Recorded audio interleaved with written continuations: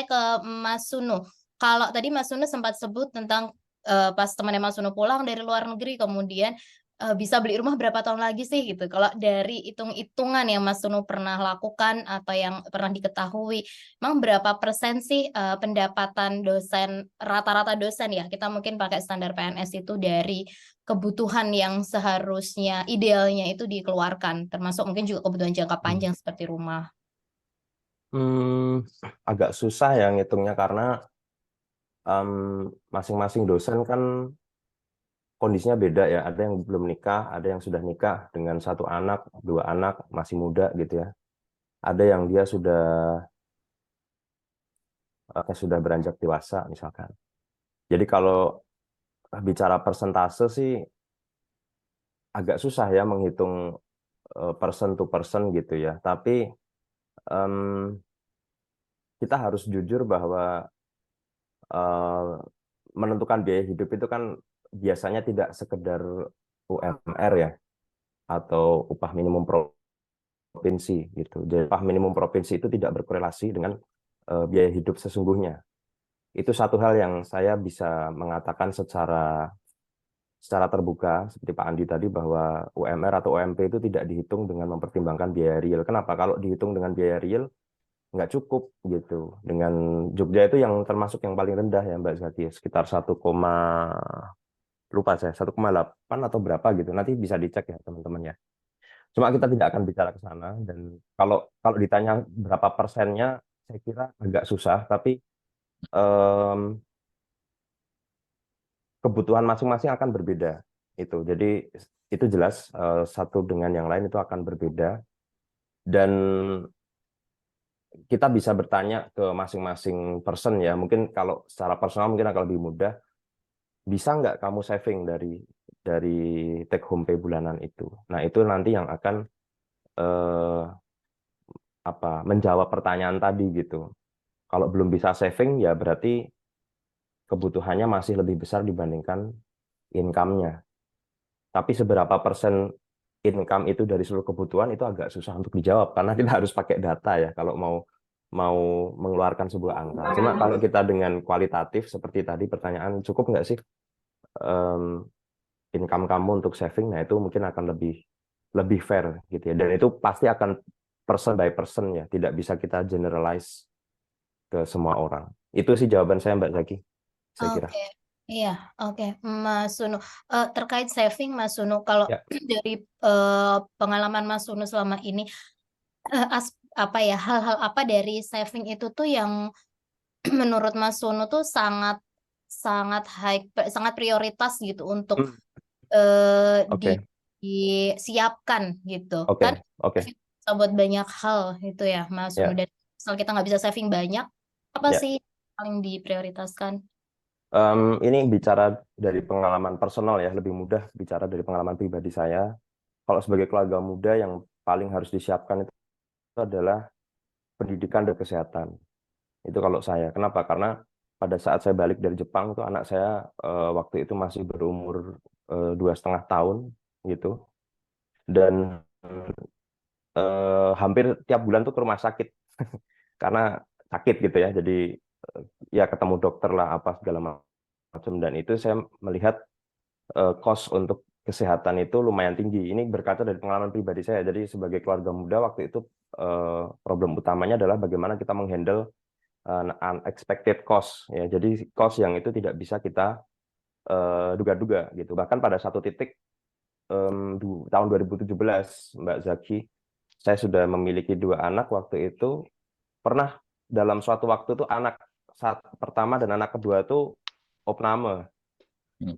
bersamaan di dalam satu kamar. Dan itu rasanya keren banget ya, kita menginap di sebuah rumah sakit bukan hotel. Dan saya waktu itu pening ya karena harus memikirkan gimana nih cara bayar opnamenya gitu ya. Dan saya tidak akan berhutang, saya sudah berjanji saya tidak akan berhutang. Nah itu satu satu pengalaman yang cukup menarik ya. Pengalaman yang lain tadi masalah rumah gitu. Jadi ketika kami pulang dari Jepang, kami ada uang eh, sisa dari beasiswa tentunya. Mungkin Pak Andi juga mengalami hal yang sama. Saat itu kami harus memilih apakah kita harus membeli rumah atau kontrak. tentu pilihan paling logis pertama ketika balik dari luar negeri adalah kontrak gitu kan, karena itu yang paling cepat untuk pokoknya kita settle dulu. Cuma kalau kontraknya kelamaan sayang juga kan duitnya. Nah, dengan uang muka yang tidak terlalu besar itu kami harus meyakinkan diri kami sendiri bahwa kami bisa membeli rumah waktu itu.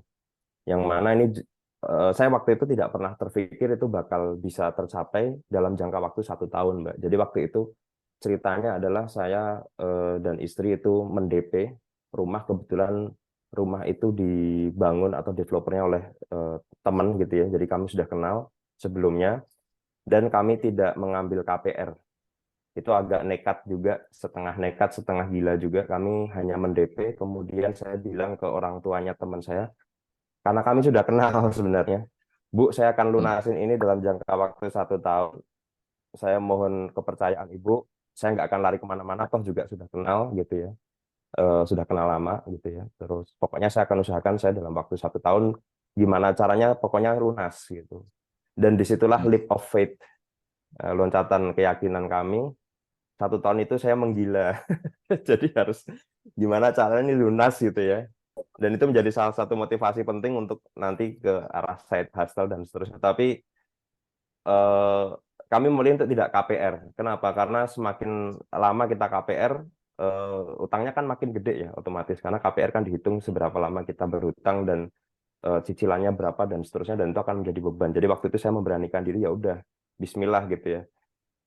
Pokoknya dalam waktu 1 tahun gimana caranya itu harus lunas dan nggak KPR. Itu ada pertanyaan, saya nggak KPR. Jadi saya menggunakan cicilan berjangka karena kita udah kenal ya, kita udah kenal dengan developernya, dan waktu itu kami DP, kemudian kami membayar dalam 3 termin kalau nggak salah, dan itu alhamdulillah dalam 1 tahun itu lunas cash keras gitu. Tapi ya itu 1 tahun itu benar-benar luar biasa.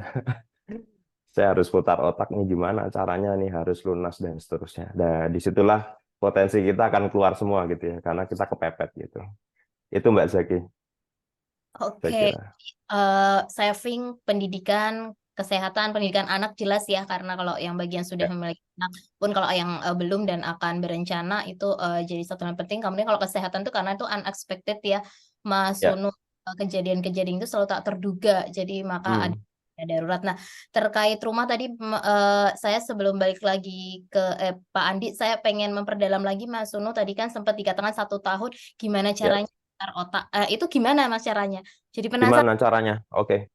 waktu itu. Jujur saya waktu itu bingung, sebagaimana dosen lain yang barusan pulang, kita nggak punya modal, nggak punya koneksi, tapi saya kan rezeki itu pasti nggak salah alamat gitu. Itu keyakinan sih. Jadi masing-masing punya keyakinan. Tapi saya yakin kalau saya minta dengan cara yang baik ya ke Allah Subhanahu wa Ta'ala, itu pasti ada jalannya. Nah, waktu itu, ini sekedar cerita, satu dari software yang ada HKI-nya di antara 9 itu laku. Salah satu software itu laku dan pembelinya bukan dari Indonesia. Jadi software kami yang kami develop itu dibeli oleh sebuah semacam startup lah di luar gitu ya, di luar negeri. Dan itu dibayar dalam 2 kali transaksi waktu itu, dan jumlahnya itu bahkan melebihi dari utang kami gitu. Jadi jumlah pembayaran itu melebihi dari utang kami, dan itu juga tidak diduga-duga rezekinya. Kenapa? Karena ketika saya ingin mengulang proses yang sama, ternyata sampai sekarang juga nggak bisa gitu. Artinya itu memang betul-betul khusus di kejadian itu ada customer dari luar yang mengontak, saya butuh software kamu apa segala macam, karena kami akan develop sistem yang itu butuh framework. Artinya mereka nggak harus from scratch ya, nggak harus dari nol. Akhirnya saya jual gitu software itu, dan license-nya ya, bukan software ini tapi license-nya, dan itu bisa mengcover sebagian yang belum terbayar. Jadi kan sebelumnya udah kita DP dulu ya rumahnya. Terus ada utang, dan itu sisanya terbayar dari itu dan beberapa proyek yang lain. Tapi itu salah satu proyek yang sangat signifikan besarnya. Saya bisa menjual perangkat lunak dengan nilai yang sangat fantastis waktu itu. Dan itu kita ulang lagi nggak bisa. Jadi saya berusaha mengulang lagi, menawarkan ke sana kemari, keluar tentunya ya, bukan di Indonesia, dan sampai sekarang saya belum bisa mengulangi kejadian itu gitu. Jadi itu salah satu yang waktu itu tidak ada di perhitungan kertas ya. Tapi di sisi lain juga ada proyek-proyek kecil yang kemudian membantu pelunasan itu dalam waktu 1 tahun, Mbak Selvi. Oke, Seperti oke. itu. Tapi sampai dibeli customer tuh ya Mas Sunu juga mengiklankan kan, melakukan sesuatu untuk Actually not really ya. Jadi saya setiap mendevelop software kan ada dokumentasinya tuh di YouTube. Teman-teman tahu lah, yang follower saya ada YouTube saya kan, di situ kan ada beberapa demonstrasi software yang pernah saya develop. Nanti silakan dicek, ada salah satu software di situ. Orang itu tahu dari YouTube, Mbak. wow. Terus dia nanya, ini software ini masih ada nggak? Saya bilang ada. Sekarang kita under development juga nih di lab. Nah, terus langsung dia nembak gitu. Saya pengen beli perangkat lunak, kamu bisa nggak? Karena kami eh, butuh nih. Kami adalah startup yang harus cepat kita bikin produk untuk pitching ke investor, dan kita harus develop. Kita nggak mungkin develop dari scratch. Jadi saya kepengen mengembangin dari tempat kamu, terus nanti dia akan pakai dengan brand dia gitu ya. Tapi tetap hak kekayaannya tetap di saya untuk yang base-nya. Cuma dia nanti akan beli putus lah. Kan ada orang yang sistem royalti, ada yang beli putus kan. Nah, dia maunya beli putus. Ya udah saya jual aja gitu. Dan saya masih bisa menggunakan, jadi non eksklusif license istilahnya kalau di bahasa bisnisnya itu. Jadi kita masih tetap keep license kita dan kita masih bisa develop. Gitu Mbak kira-kira. Oke, oke, God Hmm. works in mysterious way nih kata Pak Yunan. Oke, tapi ini tadi kalau kita telusuri, saya pengen mendalami juga dari Pak Andi. Ini kan yang dilakukan Mas Unu sebenarnya ada keahlian gitu ya yang diterapkan, sehingga keahlian itu yang kemudian Ya. menjadi perantara untuk menambah pendapatan dari jalan yang bisa beragam yang kita tidak tahu. Pak Andi sendiri yang punya pengalaman ini, Pak Andi kan saya bilang side jobnya cukup banyak, meskipun juga itu dalam kerangka sebagian karena Pak Andi memang punya keahlian di dosen UGM, punya keahlian bidang. Nah, gimana nih Pak Andi terkait teman-teman, apalagi mungkin masih muda juga, memanfaatkan keahlian yang ada ini di diri mereka supaya juga bisa menjadi jalan di finansialnya gitu, Pak Andi. Terima kasih. Ada hal-hal yang kita miliki yang kadang-kadang kita tidak hargai sebelum orang lain melihatnya, gitu. Mari saya ceritakan satu hal. Misalnya kalau saya orang geodesi itu, Zaki ya. Orang geodesi itu kalau bikin peta itu biasa saja, gitu. Kira-kira gitulah. Bikin peta itu biasa saja. Nah, yang membuat saya merasa bikin peta itu istimewa itu ceritanya begini. Bidang saya, kalau teman-teman mungkin ngikutin kan, bidang saya itu batas maritim, yang membuat saya bergaul dengan orang-orang non-teknis, non-geodesi, orang hukum terutama, orang politik juga. Nah, ternyata orang politik dan orang hukum ini nggak bisa bikin peta. Nah, suatu hari, saya itu secara tidak sengaja sebenarnya Mas Unu, mendapat tawaran gitulah semacam ini. Ada orang bikin paper gitu, Dik, kamu bisa nggak sih bikin ilustrasi buat paper ini? Simple sekali lah sebenarnya gitu ya. Ilustrasi peta, agar penjelasan saya lewat kata-kata itu nanti bisa lebih kuat karena ada visualnya, kata dia. Bagi saya yang belajar pemetaan yang sangat detail, teknis, teliti itu, tadinya saya pikir, wah ini harus pakai software yang gimana. Tapi terus saya pikir lagi, saya lihat lagi requestnya. Ini kan sebenarnya yang diminta adalah sebuah ilustrasi saja tentang peta yang saya bisa buat dengan cara yang lebih sederhana, jauh lebih sederhana daripada yang saya bisa lakukan misalnya, karena ilustratif. Lalu udah saya gambar saja peta itu dengan kaidah yang saya pahami, lalu dengan software yang sederhana. Begitu saya kasih, dia surprise gitu loh, Zaki. Wow, dia bilang, your map has explained half of my papers gitu. Jadi peta itu udah menjelasin setengahnya dari paper saya, kira-kira gitu ya. Karena kan dia bicara soal konflik perbatasan segala macam gitu. Nah, paper itu kemudian dia tanya, aku harus bayar ini katanya. Berapa gitu. Aku terus terang bingung tuh Mas, karena kan nggak pernah jualan peta yang model begitu segala macam gitu. Cuman bikinnya juga pakai Corel Draw saja, hanya kita pakai kaidah-kaidah kartografi ya kalau di bidang ilmu kami. Mungkin bikinnya katakan 1,5 jam, 2 jam gitu. Like I don't know, saya bilang kan. Terus dia malah yang ngasih harga. Kalau $150 gimana? Gitu. Oh, saya $150 segitu mahal juga ya gitu. Well, if you think it's worth it gitu. Kalau kamu pikir itu oke, gitu aja. Jadi saya tidak dalam posisi itu. Ya. Nah, kemudian karena ini Mas Unu, karena dia merasa itu bagus menjelaskan paper-paper model begitu, yang iklankan saya itu mereka gitu. Orang itu. Setiap temennya yang sesama bidang perlu, udah Andi aja gitu. Dia bilang, Andi itu kerjanya cepet, ya mungkin ditambahin murah lagi gitu, mungkin nggak tahu ya. Akhirnya tuh, nah sampai terakhir tuh Mas, ketika saya sekitar berapa ya, 5 tahun range-nya itu, peta serupa saya itu akhirnya saya jual $300 gitu ya.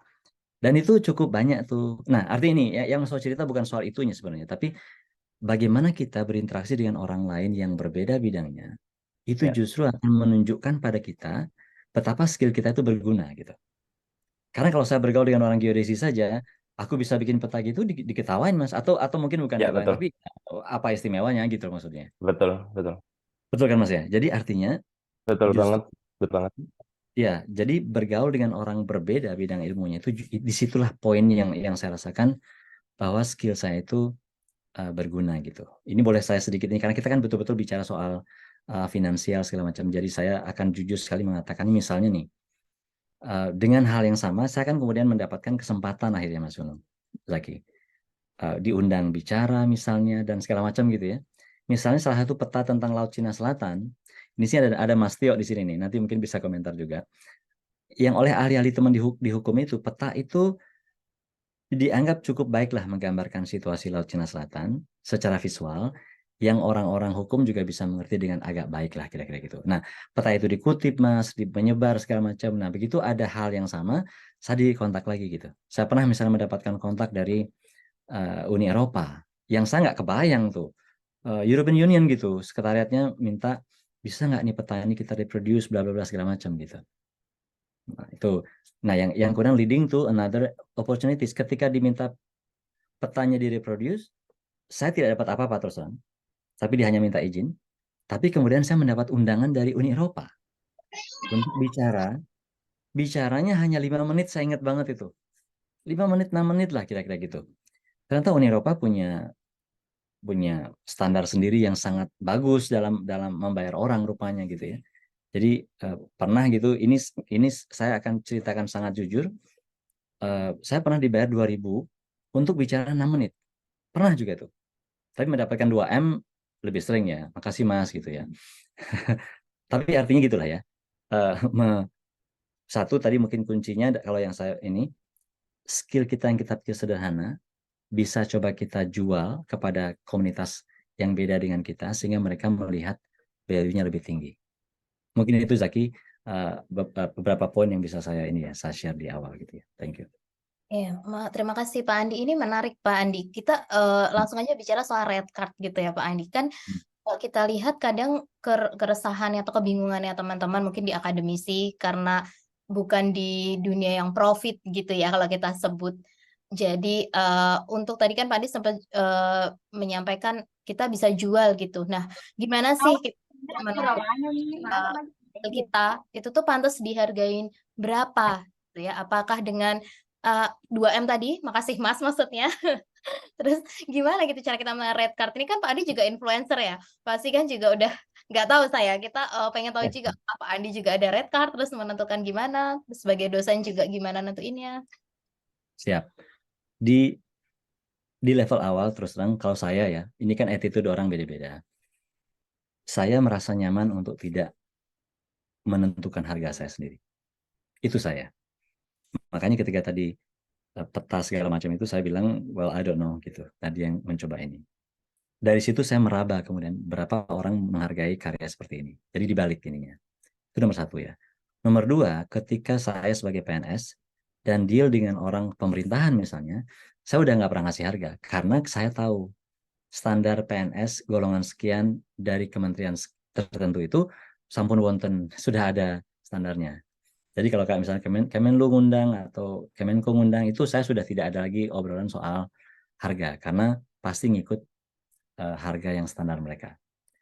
Kalau misalnya di luar itu private, swasta, nah itu memang saya karena selalu dimintain harga gitu ya, saya membuat harga itu, menetapkan harga itu. Nah, bagaimana menetapkan harga itu? Terus terang saya di awal-awalnya banget tuh meminta satu pihak yang cukup profesional untuk membantu saya gitu, Zaki. Kalau misalkan sekarang kaitannya dengan saya golongan apa, pengalaman apa, pendidikan apa, mungkin kaitannya dengan sosial media juga, saya berapa followersnya segala macam, engagementnya gimana, itu ternyata ada cara ngitung-ngitungnya tuh, yang saya terus terang tidak mendalami. Lalu teman itulah kemudian memberikan suggestion pada saya, Mas Andi kisarannya sebenarnya Mas Andi itu harganya segini gitu. Nanti kalau kita ngomong harga kita bisa juga nanti obrolkan. Jadi artinya tergantung dengan siapa kita deal. Menurut saya fokus pertamanya adalah pada delivering quality. Itu kalau saya pikir itu, mohon maaf ini kalau kesannya agak muluk-muluk, tapi saya pikir memang itulah yang harus kita lakukan di awal. We deliver the quality, lalu kemudian orang lain yang mendapat manfaat dari karya kita akan menghargai secara otomatis, gitu ya. Baru setelah itu kita dalam posisi menentukan harga kita sendiri atau menetapkan standar kita sendiri. Tapi mungkin satu hal yang mau juga saya ceritakan, walaupun begitu, saya sampai hari ini tetap sering sekali dibayar dengan 2M itu tadi. Atau mungkin lebih tepatnya makasih Pak gitu mungkin kalau sekarang ya, karena yang ngundang tuh mahasiswa dan segala macam gitu. So I'm happy to do that, no problem juga gitu. Jadi artinya kalau sekarang sebagai mungkin bahasanya sekarang tuh influencer atau call gitu ya, itu saya punya memang. Karena memang selalu ditanya itu Zaki. Berapa Pak gitu ininya. Kalau misalnya bikin video atau bicara sejam atau gimana itu ada standar. Ada bukan standar dalam arti saya memaksakan segitu, tapi at least saya harus hadir dengan sebuah angka yang jelas. Nanti kalau misalnya mereka mau nawar atau gimananya, itu tentu kita terbuka dengan diskusi lah, kira-kira gitu. Thank you. Oke, terima kasih Pak Andi. Sebuah kesempatan bagi teman-teman yang masih mahasiswa, karena Pak Andi ternyata masih mau membuka diri dengan makasih Pak tadi ya. Tapi ya janganlah ya. Tapi kalau Oke, dibayar pakai Amanda sih masih oke lah. roti brownies Amanda kalau di Jogja besok kawan kita undang buat sponsor. Oke, nah ini kan tadi Pak Andi sempat menyampaikan kalau orang beda-beda gitu ya. Pak Andi mengambil langkah itu, tapi juga tidak menutup tadi mengajak profesional untuk menghitung, kemudian jadi tahu gitu ya, karena tetap ada sektor-sektor yang juga butuh itu, butuh mengetahui berapa sih kita, karena mungkin juga lebih enak kalau sesama profesional. Saya pengen nanya nih kalau ke Mas Suno, apakah Mas Suno juga sama atau justru punya pandangan yang berbeda? Silakan Mas Ya, Suno.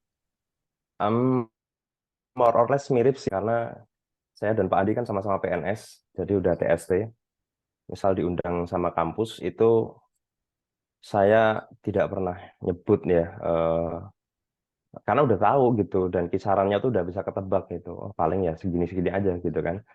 Range-nya udah jelas. Jadi nanti kalau teman-teman googling ada namanya SBU ya, standar besaran umum, atau SBM, standar biaya masukan atau apa gitu ya, Kementerian Keuangan, itu bisa dicek. Saya sampai apal tuh karena dulu pernah jadi panitia. Jadi kalau narsum itu levelnya apa, nanti honorariumnya berapa, nanti dipotong dengan pajak berapa persen, tergantung dari pangkat PNS-nya dan seterusnya. Sehingga kalau untuk kampus ya, lembaga pendidikan gitu ya, atau mungkin kementerian juga jarang kecuali ditanya ya. Itu saya biasanya silent gitu. Jadi saya biasanya akan tanya materinya seperti apa, berapa jam saya harus ngomong gitu ya. Cuma kadang gini Mbak Zaki, ada kejadian lucu nih. Jadi saya biasanya untuk kasus-kasus tertentu saya melihat durasi sih. Jadi kadang kalau durasinya itu terlalu lama, saya biasanya akan berkata begini, bisa nggak kita pendekin gitu, misalkan lebih dari 2 jam gitu ya. Itu kan pasti akan effortnya juga gede juga gitu kan, menyiapkan materi yang panjang. Pasti saya akan berusaha, bisa nggak kita lebih pendek, misalkan 2 jam aja. Kalau nggak bisa dan misalkan panjang nih 4 jam atau 5 jam misalkan, saya akan tanya, ini dengan durasi seperti ini saya butuh banyak waktu nih untuk menyiapkan materi. Bisa nggak saya mengajukan atau propose budget yang di luar dari standar yang ada. Nah, biasanya itu akan menjadi bargaining untuk mereka, supaya mereka juga ngeliat-liat juga dong. Gitu. Karena untuk 4 jam dan 5, misalkan 4 jam atau 5 jam kan tentu slide-nya juga nggak cuma 30 slide atau 20 slide gitu. Pasti kita akan, itu akan menjadi pekerjaan yang serius, dan harap teman-teman pertimbangkan juga nanti kalau teman-teman mendapatkan tawaran yang sama, misal jadi narsum gitu ya, itu pekerjaan kita tuh nggak hanya di hari H, tapi di sebelum hari H itu kita juga akan bekerja untuk menyiapkan materi itu. Nah, kalau materinya sangat spesifik, ya, misal mereka request nih, saya mau request materi ini Mas gitu yang saya sampaikan. Itu biasanya saya akan langsung mengatakan seperti tadi, aku boleh nggak propose budget karena ini akan ngambil waktu di luar jam kerja saya yang biasanya untuk riset gitu. Even ketika di kementerian misalkan tadi more than 2 hours gitu ya, kemudian materinya juga sangat spesifik yang itu saya backgroundnya sedikit tentang itu, saya harus riset gitu. Itu saya akan bergening. Tapi kalau materi itu sudah dalam kerangka yang saya kuasai gitu ya, atau yang tentu saya tahu banyak tentang itu, biasanya saya silent, Mbak. Saya nggak akan apa tadi ada red card apa segala macam. Jadi seperti itu kalau untuk yang pemerintah ya. Nah, kalau untuk BUMN yang mereka ada profit oriented gitu ya, dan juga lembaga yang lain, perusahaan swasta company, biasanya sih acuan awal saya adalah Inkindo. Teman-teman pernah dengar nggak nih Inkindo? Ya. Ikatan Konsultan Indonesia. Itu ada di internet billing rate-nya, yang teman-teman nanti bisa cek di billing rate Inkindo itu berapa tahun pengalaman, kemudian gelar S3-nya, ada juga di situ masuk S1, S2, S3 misalkan, terus nanti di situ bisa di breakdown teman-teman, biaya per tahun nanti bisa di breakdown per bulan, per minggu, kemudian per hari sampai per jam. Nah, artinya udah ada standarnya dan itu widely accepted di kalangan swasta. Saya dapatnya juga dari teman di industri soalnya. Kamu pakai ini aja gitu, billing rate-nya nanti hitung-hitungan bisa dinaikin dikit, nanti kasih room of bargain untuk negosiasi, dan pokoknya jatuhnya usahakan agak sedikit lebih tinggi dari standar di Inkindo itu. Itu yang ngajarin teman di industri. Jadi karena kami ada interaksi dengan teman di perusahaan, jadi saya ngerti tentang itu. Oh, caranya gini. Jadi saya ngitung dari situ. Dan biasanya kita akan propose sih kalau dengan seperti Pak Andi sama juga gitu. Jadi karena memang diminta, ini gimana Mas untuk fee-nya misalkan. Mereka langsung tanya seperti itu. Jadi kita harus come up with something kan. Nggak mungkin kita monggo aja gitu. Nggak mungkin. Ya, mereka pasti mereka akan nyebut angka. Nah, usahakan angka itu keluar dari kita. Nah, nanti kasih room of bargain, jadi ada sekian persen range lah negosiasi. Nah, nanti kita pasti bisa meraba lah, oh nanti kita jatuhnya pasti akan di angka sekian gitu. Itu nanti teman bisa cek lah di internet, ada Inkindo ya, saya tulis di chat, Inkindo billing rate gitu ya, nanti bisa dicek di internet. Gitu Makasih. sih teman-teman ya. Itu menarik tadi saya jadi ingat yang disampaikan Pak Andi juga, berjejaring dengan orang-orang yang mungkin bukan di circle kita atau di di lingkungan keahlian yang sama. Jadi mereka tuh mungkin menghargai lebih, kayak industri kan gitu ya Mas Sunu. Ya mereka nggak bisa bikin sendiri software ini itu inu gitu ya, nggak tahu gitu keilmuannya. Jadi mereka tuh sebenarnya mau bayar cukup mahal gitu. Yang bagi kita mungkin cukup mahal, bagi dosen tuh segini, karena biasanya di dalam kampus nggak segitu gitu. Tapi segitulah keahlian. Tapi sekali lagi untuk bisa seperti itu, tadi yang seperti Pak Andi sampaikan, delivering the quality-nya kita juga, pastikan kita juga berkualitas juga ya dalam menyampaikannya. Nah, saya pengen nanya, ini sudah menjelang 4:30 nih, waktunya tidak banyak, ke teknis financial planning. Ke Mas Sunu dulu mungkin, yang tadi sempat 1 tahun tadi ya, tiba-tiba ada kayak rezeki yang tidak disangka. Tapi kan sebelumnya pasti punya perencanaan ya Mas Sunu. Ya. Karena nggak mungkin ya udah aku beli ini beli itu nanti utang tapi aku nggak merencanakan apapun, menunggu Ya. dari Tuhan kan enggak gitu ya. Nah, secara teknis nih Mas Sunu, financial planning yang Mas Sunu lakukan bukan sebagai ahli ya nih, tapi memang sebagai pengalamannya Mas Sunu yang Ya. Mas rasakan saat ini, benefitnya itu seperti apa sih? Boleh dibagikan. Oke. Yang jelas satu yang harus teman-teman lakukan, teman-teman tuh harus punya long term goal jangka panjang, yang itu financial goal ya, bukan goal-goal yang lain, tapi financial goal. Misalkan tadi aku mau beli rumah nih, aku mau berangkat haji misalkan, atau memberangkatkan orang tua misalkan, atau aku mau pensiun dini. Pensiun nggak harus 65 dong, nggak harus 70 dong. Kalau pensiun ketuaan, habis pensiun ngapain gitu kan, di rumah udah mau ngapa-ngapain nggak bisa, mau traveling nggak bisa. Aku mau pensiun usia 45 misalkan, atau 50, kan boleh-boleh aja gitu ya. Jadi pensiun dari faktornya bukan karena umur tapi karena aset gitu. Jadi karena aset yang itu sudah membiayai kita. Silahkan teman-teman bikin long term planning-nya dulu seperti apa, terus habis itu di breakdown untuk bisa mencapai ke sana. Itu kita harus berapa nih pendapatan kita ya. Nah, jadi ada angka. Kenapa? Kalau nggak ada angka nanti kita nggak semangat gitu. Jadi yang penting itu ada angka gitu ya. Oh, oke, untuk bisa mencapai tahapan itu tentu kita harus earning idealnya sekian. Nanti itu akan masuk ke apa yang bisa kita lakukan untuk earning sekian gitu ya. Tapi at least teman-teman punya kayak orang sekolah lah. Saya mau lulus 4 tahun gitu ya. Terus untuk lulus 4 tahun atau lulus 2 tahun atau 3 tahun untuk PhD apa prosesnya? Kan dari start from the end dulu kan. Mulai dari ujungnya terus habis itu kita breakdown planningnya untuk mencapai sana seperti apa. Itu dulu. Terus yang kedua adalah catat cash flow. Saya beberapa kali sharing di Instagram ya, pentingnya mencatat cash flow, perlakukan keuangan teman-teman tuh seperti mengelola perusahaan gitu. Jadi sebisa mungkin jangan sampai utang kalau memungkinkan, jangan sampai tombok gitu ya dalam 1 bulan itu. Kalau masih tombok terus berarti something wrong. Either kita terlalu banyak pengeluaran atau terlalu banyak gaya gitu ya. Jadi eh, kan rumus fisikanya kan jelas ya kan, tekanan berbanding lurus dengan gaya kan gitu. Jadi kalau kita banyak gaya berarti akan banyak tekanan gitu ya. P sama dengan F per A kan gitu kan. Nah itu dia Mas Andi. Jadi itu kita harus evaluasi. Nah secara mengevaluasinya kita harus tahu cash flow-nya.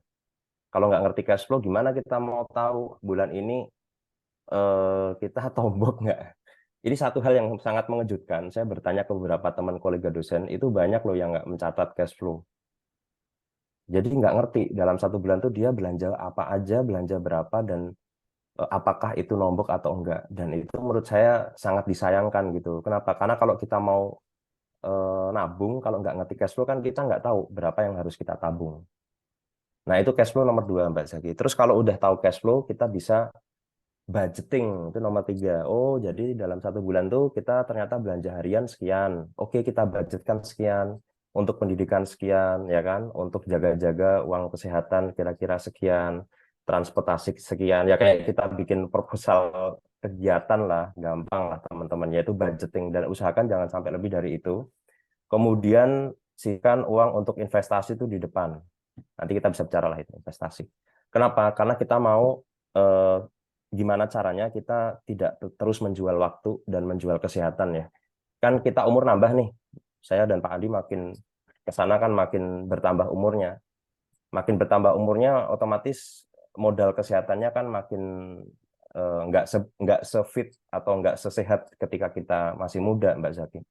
Terus habis itu kita juga makin sibuk kan. Biasa gitu kan. Namanya dosen makin senior ya kerjaan makin banyak, bimbingan makin banyak segala macam dan waktu itu jadi lebih berharga. Ya ke arah kita makin senior tuh mencari waktu luang untuk keluarga itu susah. Makanya kita kepengen gimana caranya kita nggak menjual waktu kita, tapi target-target bulanan tadi, earningnya tadi tetap tercapai. Nah itu mau nggak mau kita harus mikir ke step selanjutnya setelah bisa saving yaitu investment. Itu nggak bisa enggak.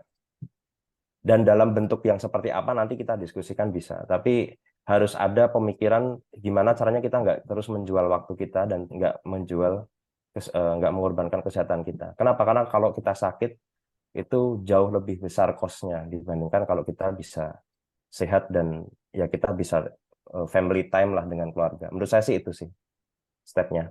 Jadi 4 tadi ya.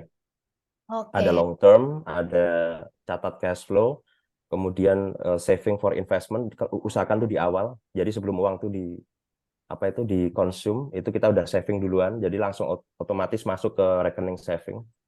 Terus habis itu yang keempat tuh investasi. Itu wajib itu. Kalau saya ya, ini ya based on my personal opinion. Gitu Mbak Zaki saya kira. Iya, siap, Mas Sunu. ありがとうございます。